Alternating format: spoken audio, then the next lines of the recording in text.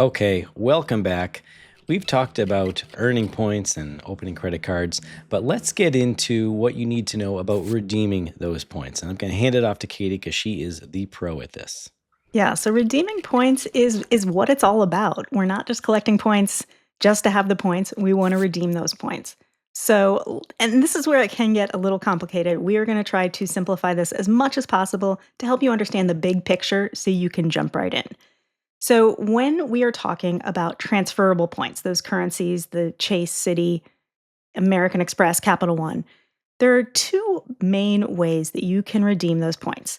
One is transferring to hotel and airline partners, and the other is redeeming through the bank's travel portal. Transferring to travel partners is probably what you're going to hear most of us, most of the blogs and podcasts talk about, Hmm. because that's where that real crazy value comes in, where we're getting those business class flights like the Qatar Airways for 70,000 miles and Q suites. That's when you're taking those transferable points and moving them to a hotel or airline to book. That's where the big value comes in. But with that does come a little bit of complication. You need to have some patience, you need to have some flexibility. There's a little bit more that goes into it. Booking through the bank's travel portal is generally pretty simple. It's the same as you go to Expedia and book. It's an online booking platform and it works the same way, but you can pay with your points. So, people who like just super simple, don't want to think about it, that might be a good way to go. The problem with that, or maybe not a problem, but just the thing you should know, is when you do that, the value you're getting for your points is generally pretty fixed. More times than not, 9 times out of 10, you are gonna get between 1 and 2 cents per point in value. And the times you're gonna get that 2 cents per point in value is pretty rare. It's more often gonna be closer to that 1 cent per point value. And once you decide what you're in this game for, you might think, "That's okay. I'm fine with that." And that's great. Just understand that those are the 2 sort of main ways, and each one does have its benefits and its drawbacks.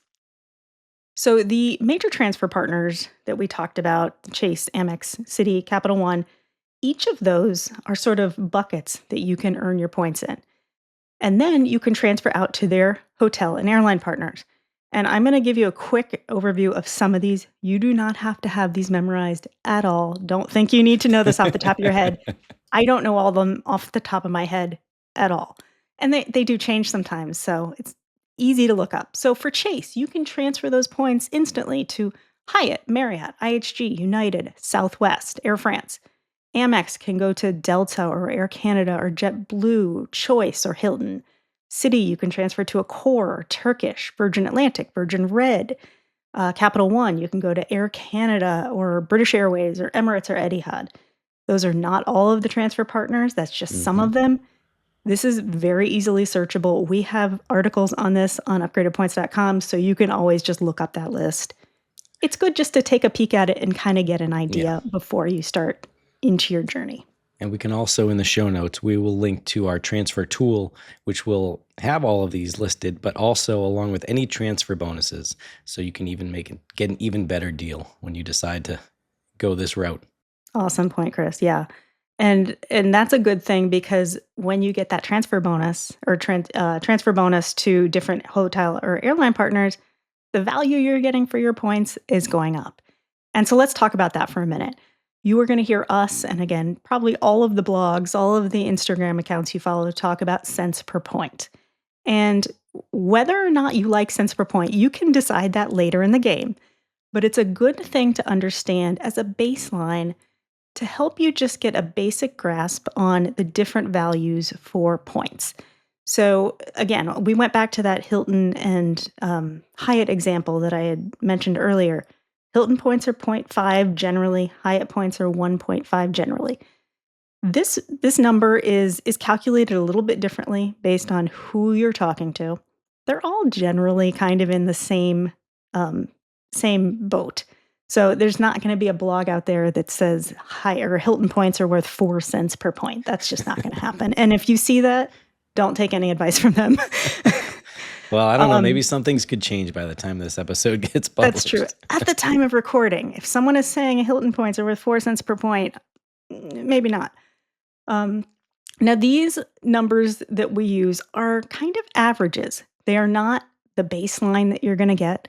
They are not the most you're going to get. It is just sort of what you can expect to get when you're redeeming those points without putting too much thought into it.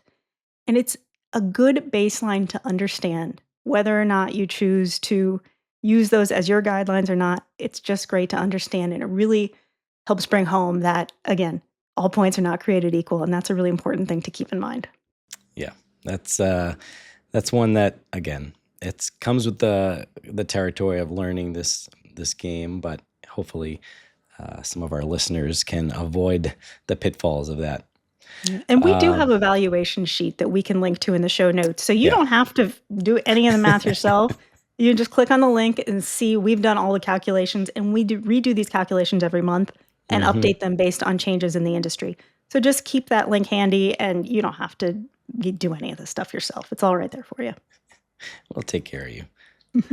All right, let's move on. Let's talk about what beginners should know about redemptions. We've covered all, the basics here.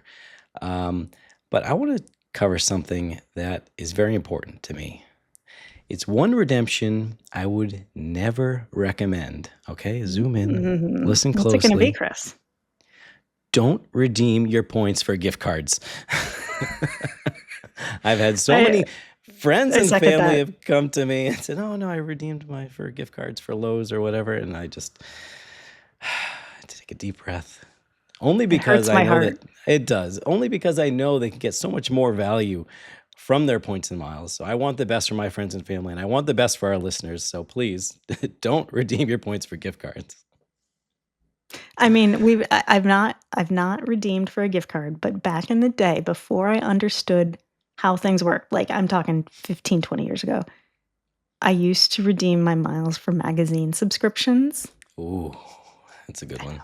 I know. I'm a little ashamed to admit it, but it happened. It hasn't happened in 20 years, but No, I mean I have same with me. yeah, I mean I get it. It happens. everyone They didn't makes a have the mistake education. Yeah, we sometimes. make mistakes, but I still have my American Express Blue Sky card, which only earns like a credit after I spend $7,500, and it's worth like $100 in statement credit. And sometimes I have to use it. Like if eventually years and years I actually Mhm. spend that money on that card, it'll add up. But yeah, I know it can be frustrating, but only because we know there are better options. That's why.